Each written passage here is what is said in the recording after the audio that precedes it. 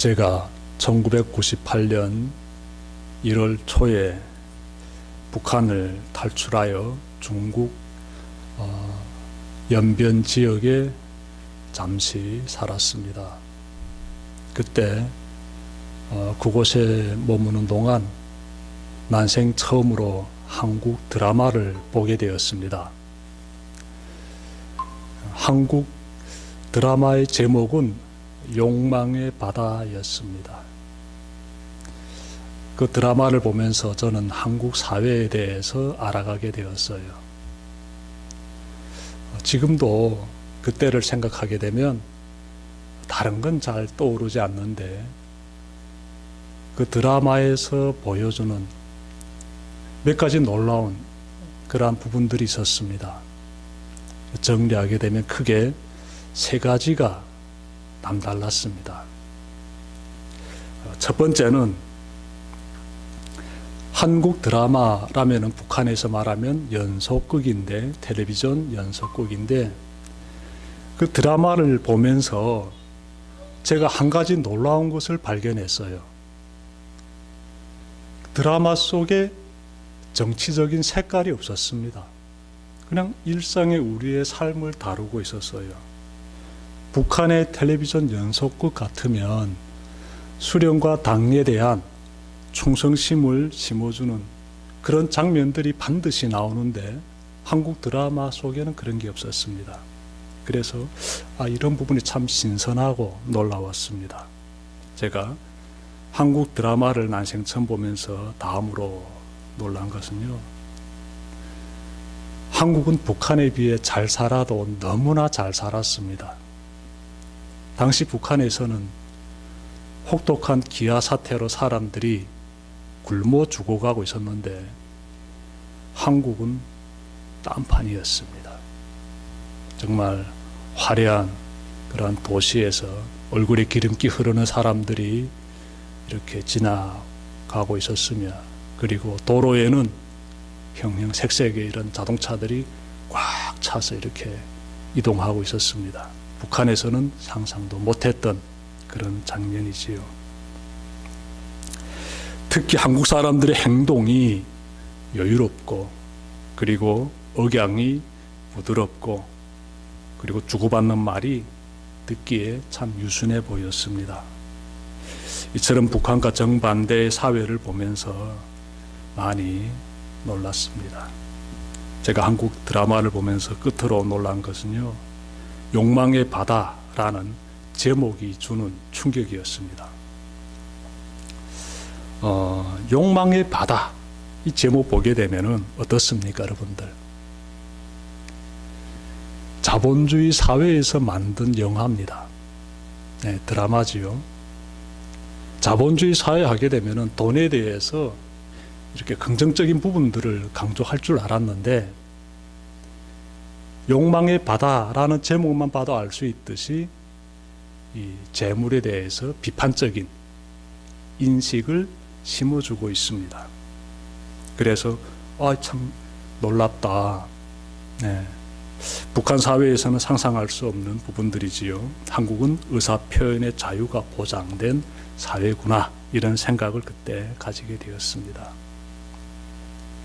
그때로부터 수십 년이 흐른 지금의 한국은 더 놀라운 사회, 경제적 발전을 이룩하였습니다.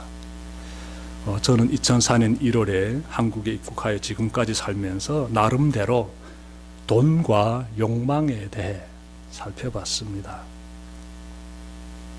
어느 사회를 가든 돈은 인간의 생명과 밀접히 연관되어 있었습니다. 그래서 돈에 대해서 무작정 부정적으로 보기보다는 돈의 그러한 가지고 있는 장점과 단점을 골고루 살펴볼 필요가 있겠습니다. 탈무드에 이런 격언들이 나옵니다. 한번 들어보십시오. 사람을 해치는 세 가지 원인이 있다. 근심, 말다툼, 빈 지갑이다. 그 중에서 빈 지갑이 가장 크게 상처를 입힌다. 또 다른 격언입니다. 돈은 나쁜 것도 저주스러운 것도 아니다. 돈은 사람을 축복해주는 물건이다.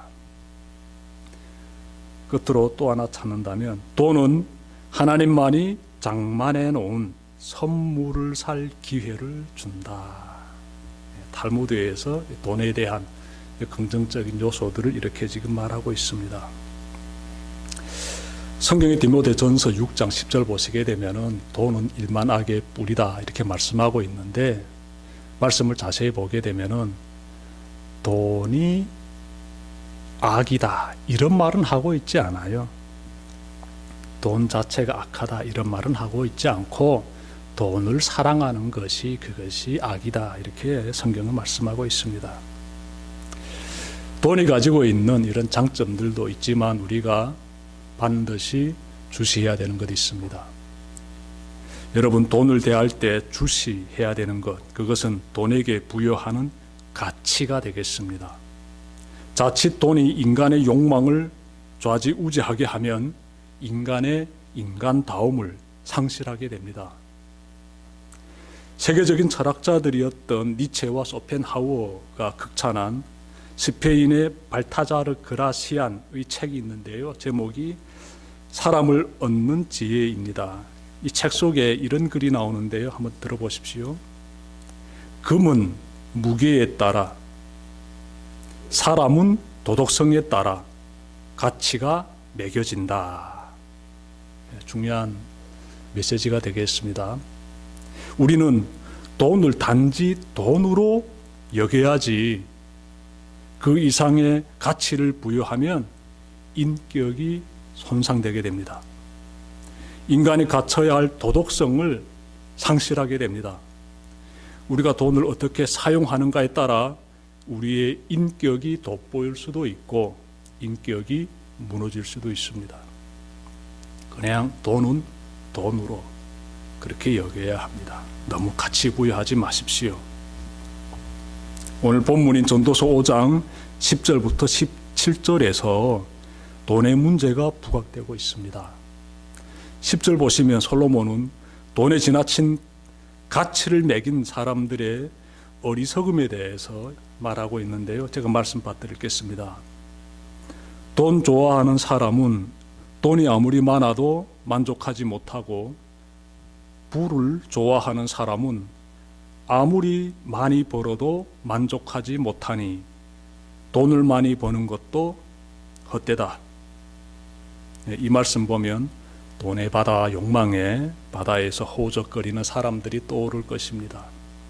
돈에 대한 무서운 집착으로 인격이 손상된 사람들이 떠오를 수도 있습니다. 하나님은 우리가 돈을 통제하는 사람이 되기를 원하십니다. 돈에 휘둘림을 받는 것이 아니라 돈을 컨트롤할 수 있는 그런 사람 되기를 원하시지요. 그래야 하나님이냐 아니면 돈이냐라는 이 갈림길에서 우리가 하나님을 선택할 수가 있습니다. 돈의 매력은 마약과도 같아서 만족을 모르게 합니다. 가지면 가질수록 더 돈을 쫓게 만듭니다. 여러분, 동물의 세계를 보게 되면요, 사자는 배고프게 되면 사냥을 합니다. 그리고 배 부르게 되면 더 이상 사냥하지 않습니다. 배 부름에도 불구하고 짐승을 잡아 죽여서 이 고기를 내 다음에 먹어야지 이렇게 보관하지 않습니다. 만족하다는 거지요. 지금 배부르면 그것으로 만족하다. 이런 모습들 동물의 세계에서 우리가 발견하게 되는데, 인간은 그렇지 못합니다. 인간이 돈에 빠지게 되면 멈추지 않습니다. 만족할 줄 몰라요. 조금 더 하면서 계속 돈을 더 벌려고 합니다. 이것이 문제입니다. 우리가 돈을 통제하지 못하고 돈 욕심에 빠져버리면 하나님이냐 돈이냐 하는 이 갈림길에서 돈을 선택하게 됩니다. 그러므로 나는 지금 어떤 상태에 머물고 있는지 꼭 살펴봐야 돼요. 만약 하나님보다 돈을 더 중요시하고 있다면 반드시 회개해야지요. 우리 생명의 주관자이신 하나님보다 더 소중한 분은 없기 때문이에요. 성경을 보시면 하나님이 당신의 백성에게 많은 재물을 부여하시는 그런 장면이 나오지요. 아브라함이라든지 이삭이라든지 그리고 야곱을 보면 알 수 있는데요. 하나님은 이들을 모두 부자가 되게 하셨습니다. 아브라함, 이삭, 야곱, 믿음의 조상들이지요. 이분들의 삶을 보게 되면 하나님께서 이들을 다 큰 부자가 되게 하십니다. 많은 재물을 하나님이 그들에게 부어주시지요. 그런데 자세히 보게 되면 하나님께서 무작정 이들에게 많은 재물을 주신 건 아니에요. 이들이 하나님의 뜻에 순종할 때 그때 하나님께서 그들에게 많은 이 재물의 축복을 부어주시는 것을 우리가 알 수 있습니다. 여러분도 믿음의 조상들처럼 돈이 아닌 하나님을 의지하면 하나님께서 여러분의 생업에 재물의 복을 부어주실 것입니다. 돈을 쫓는 사람들은 평생 만족을 모르고 사는데 하나님을 믿는 사람은 하나님이 주신 것에 감사하고 만족하면서 그렇게 살아갑니다. 하나님께서 우리에게 주신 것에 내가 하나님으로부터 받은 것에 만족하고 감사하면서 살아가지요. 이런 삶을 살아가는 여러분들 다 되시기를 바랍니다. 자, 11절과 12절에서 솔로몬은 돈 많은 부자를 부러워하지 말라고 말합니다. 네, 말씀 받들겠습니다. 재산이 많아지면 돈 쓰는 사람도 많아진다. 많은 재산도 임자에게는 다만 눈요기에 지나지 않으니 무슨 소용이 있는가? 적게 먹든지 많이 먹든지 마기를 하는 사람은 잠을 달게 자지만 배가 부른 부자는 잠을 편히 못 잔다. 네, 여러분 이 말씀 보니까 어떻습니까? 솔로몬은 필요 이상으로 돈을 많이 가지고 있는 것이 결코 좋지 않다, 이런 말을 지금 하고 있습니다. 돈 많은 사람이 할 수 있는 것은 자신의 소유를 눈으로 보는 것뿐이다 라고 말하고 있지 않습니까? 제가 어느 책에서 보니까 한 부자가 나오는데요, 이 사람이 많은 돈을 가지고 있습니다. 근데 이 사람이 하는 중요한 매일의 그 일과가 있는데 매일같이 하는 일이 있어요. 그것은 아침이면 은행에 가서 자신의 통장에 찍혀 있는 그 거액의 돈을 확인하고 돌아오는 거예요. 많은 돈을 가지고는 있는데 이 사람이 할 수 있는 것이란 무엇입니까? 그 거액의 그 잔액을, 통장에 찍힌 그 숫자를 눈으로 확인하는 것 뿐이에요. 그 사람은 그렇게 살아가고 있는 모습 책에서 봤는데 이 솔로몬이 말하고 있는 말씀하고 많이 참 연결이 됩니다. 부자가 자신의 재산을 눈으로 확인하는 것이 그나마 돈이 주는 유일한 유익일 것입니다. 남들보다 비싼 집에서 살고 명품 옷을 걸치고 고가의 자동차를 탄다고 삶이 특별해지는 것은 아닙니다. 사람은요, 배불리 먹을 수 있는 음식이 있고 찬바람을 막을 수 있는, 그리고 잠자리 들 수 있는 집이 있고 품위를 유지할 수 있는 적당한 돈이 있으면 그때부터 만족해질 수 있습니다. 꼭 부자가 되어야만 만족한 삶을 누릴 수 있는 것이 아니에요. 부자가 되어 보십시오. 그러면 여러분들이 솔로몬이 지금 하고 있는 이 말이 다 떠오를 것입니다. 부자가 할 수 있는 것이란 사는 동안 눈으로 그 많은 재물을 보는 것뿐이다. 이 말의 의미가 뼈저리게 다가올 것입니다. 자, 더욱이 12절 보시면 부자는 잠자리도 시원치 않습니다. 성경은 육체노동을 하는 사람은 밤에 꿀잠을 자는데 많은 재물을 가진 부자는 선잠을 잔다라고 해요. 가진 것이 많으면 염려도 큽니다. 돈에 집착할수록 밤에도 돈을 더 벌 궁리에 몰두하기 때문에 깊이 잠들 수 없습니다. 어떻게 하나 한 푼이라도 더 벌려고 신경을 쓰는 사람은 깊은 잠에 들 수가 없습니다. 잠을 잘 자는 것은 잘 먹는 것만큼이나 인간의 삶을 윤택하게 해주는데 밤잠을 설치는 부자의 삶을 보게 되면은 참 닮아가고 싶지 않지요. 여러분이 만약 밤마다 돈에 너무 몰두하여 깊은 잠에 들지 못할 정도라면 오늘 말씀을 통해서 각성하시길 바랍니다. 내가 하나님을 의지하기보다는 돈을 더 의지하고 있음을 소스라치듯 발견하길 바랍니다. 그리고 그 길에서 돌아서십시오. 13절과 14절에서 솔로몬은 돈이 가지고 있는 또 다른 문제점을 제기합니다. 제가 말씀 읽겠습니다. 나는 세상에서 한 가지 비참한 일을 보았다. 아끼던 재산이 그 임자에게 오히려 해를 끼치는 경우가 있다. 어떤 사람은 재난을 만나서 재산을 다 잃는다. 자식을 낳지만 그 자식에게 아무것도 남겨줄 것이 없다. 네, 이렇게 말씀하고 있어요. 여기에서는 솔로몬이 한 가지 비유를 사용하고 있습니다. 내용을 보니까 돈을 매우 소중히 여기는 사람이 있는데 그 사람이 어느 날 가지고 있는 돈을 다 잃어버립니다. 자식에게 물려주려고 했던 모든 재산 다 사라지고 맙니다. 이렇게 되면 그 사람의 심정이 어떻겠습니까? 자신의 인생을 지켜줄 것 같던 돈이 모두 사라졌으니 얼마나 마음이 아프겠습니까? 인생의 허무함을 통감하게 되지요. 저는 부모로부터 수십억 원을 상속받은 한 사람이 잘못 투자해서 그 모든 돈을 다 잃어버린 그러한 사람을 알았댔습니다. 전에 제가 한국에 와가지고 아르바이트 할 때 그런 사람이 있다는 걸 제가 알게 되었어요. 그때 당시 수십억 원이면 얼마나 큰 돈입니까?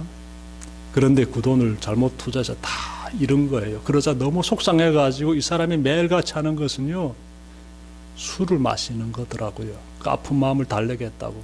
그러니 건강이 어떻게 되겠습니까? 나빠지는 것이요.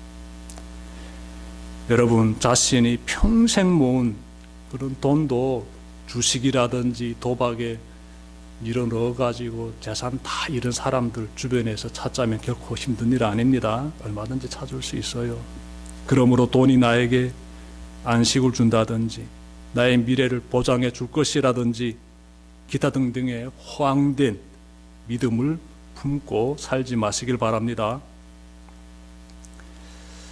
지금은 많은 돈이 나 옆에 있는 것 같지만 어느 순간 보게 되면은 다 사라져 버리니 돈을 의지하지 말아라 라고 지금 성경은 말씀하고 있습니다. 솔로몬은 15절부터 16절에서 세상 풍파 속에서도 재물을 지켰을지라도 죽을 때에는 다 두고 가야만 하는 이 부자들의 안타까운 상황에 대해서 말하고 있습니다. 자, 말씀 제가 읽겠습니다. 어머니 태에서 맨몸으로 나와서 돌아갈 때에도 맨몸으로 간다. 수고해서 얻은 것은 하나도 가져가지 못한다. 또 한 가지 비참한 일을 보았다. 사람이 온 그대로 돌아가니 바람을 잡으려는 수고를 한들 무슨 보람이 있는가? 네, 이렇게 말씀이 전개되고 있습니다. 이 말씀 보게 되면은 우리가 갓 태어난 신생 아기를 떠올려 볼 필요가 있어요. 이 아기를 보게 되면은요, 고사리 같은 이 두 주먹을 꼭 이렇게 쥐고 세상에 태어나지요. 자, 그런데 이 아기가 어른이 되고 이렇게 한평생 살다가 세상을 떠날 때 되게 되면은 그때는 어떤 모습으로 떠납니까? 네. 두 손을 늘어뜨리고 숨을 거두게 되지요. 세상 사는 동안 아무리 많은 재물을 가지고 있었을지라도 세상 떠날 때는 100원짜리 동전 하나 가지고 떠나지 못합니다. 다 두고 떠나야 돼요. 빈손으로 와서 빈손으로 돌아가는 것이 인생입니다. 그러니 여러분, 이 땅을 사시는 동안 가지고 있는 것으로 섬기는 인생을 꼭 사시길 바랍니다. 내가 가지고 있는 것으로, 내가 가지고 있는 능력으로, 내가 가지고 있는 물질로서 섬기는 인생을 꼭 사시길 바랍니다. 오늘 우리 교회 유창호 집사님이 참 귀한 섬김을 하셨습니다. 냉난방기 2대나 이렇게 교회에 기증하셨어요. 하나는 40평짜리, 하나는 9평짜리 냉난방기인데 우리 교회에 참 큰 힘이 됩니다. 이분이 이렇게 섬겨주셔가지고 우리가 참 많은 유익을 보게 되었어요. 이러한 섬김의 뒤에는요, 이분이 평소에 가지고 계셨던 마음이 있습니다. 그러니까 우리 집사님의 마음에는 늘 이 교회를 위해서 내가 잘 섬겨야지라는 그런 따뜻한 마음이 간직되어 있었던 것이지요. 그러다가 교회가 이전하면서 냉난방기가 필요하게 되니까 내가 섬기겠습니다 라고 결정 내리게 되는 것이지요. 여러분, 섬김이 너무나 중요합니다. 섬기는 인생이 참으로 값진 인생이에요. 하나님은요, 그 섬김의 모습을 정말 기쁘게 바라보십니다.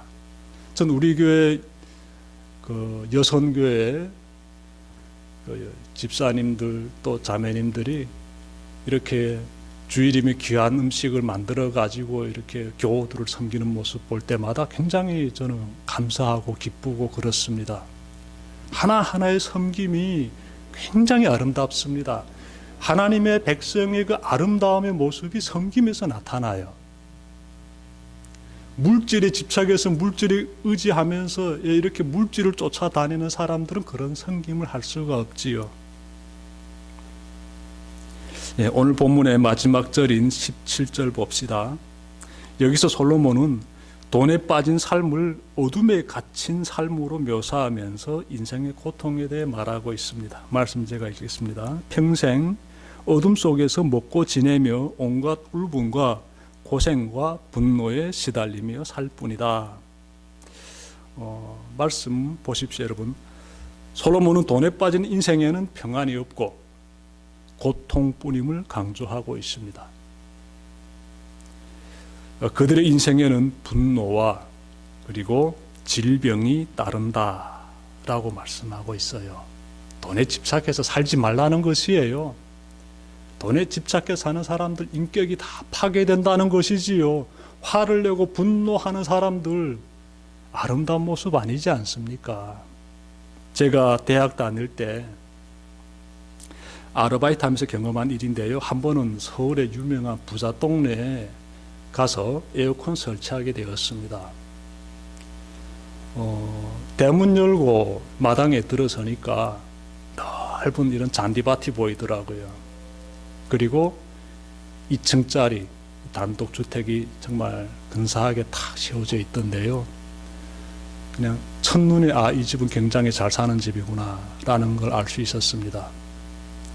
에어컨 설치를 다 마쳤는데 문제가 발생했어요. 시원한 바람이 나와야 되는데 시원한 바람이 나오지 않는 거예요. 그래서 우리가 철수하고 일단은 그 다음날 다시 그곳을 찾았는데 놀라운 장면 보게 되었습니다. 건물 주인이 어느 그룹의 회장이라고 하는데 그 사람이 자신의 부하인 상무를 이렇게 구타하는 거예요. 주먹을 휘둘러서 그 사람을 때리는 것이에요. 그리고 험한 욕을 쏟아내는 겁니다. 당신이 일을 제대로 못해가지고 에어컨 찬바람이 나오지 않는다고 이렇게 막 문책하는데 말로 하는 게 아니라 막 주먹질하고 막 험한 욕을 퍼붓는 거를 보면서 에어컨 설치 기사들은 충격받았지요. 자, 그리고 나서 이 상무가 우리들에게 와가지고 한마디 합니다. 찬바람 나오게 잘 좀 수리해 주십시오. 그리고 그 자리를 떠나더라고요. 솔직히 저는 회장에게서 이렇게 인격 모욕을 당했으면, 구타까지 받았으면 화가 나가지고 우리에게 와서 화풀이 할 줄 알았는데 그러지 않더라고요. 돈을 가진 자의 어리석은 모습과 돈은 비록 적게 가지고 있지만 인격적인 사람의 모습이 딱 대조가 되더라고요. 여러분, 탐욕이라는 어둠의 세계에 빠져버리면 그 인생에 타인에 대한 존중은 사라지고 분노만 차오르게 됩니다. 그러니 인생이 얼마나 괴로운 것입니까? 자, 말씀 마치려고 합니다. 지금까지 돈의 문제에 대해서 제가 전해드렸습니다. 돈에 집착할수록 인생은 욕망의 바다에 빠져들게 되고 인격은 손상이 되고 그리고 하나님을 떠나는 어리석은 사람이 되고 맙니다. 여러분, 우리가 하나님 안에 거하면서 하루 세 끼 밥을 먹을 수 있고 찬바람 막을 수 있는 집이 있고 품위 유지할 수 있는 정도의 여유가 있다면 만족하지 못할 이유가 없습니다. 단 한 번뿐인 소중한 인생을 사는 동안 받는 자보다 주는 자가 더 복되다 라고 말씀하신 예수님의 귀한 말씀 기억하면서 섬기는 인생을 살아가는 여러분들 다 되시기를 주님의 이름으로 축원합니다. 기도드립시다.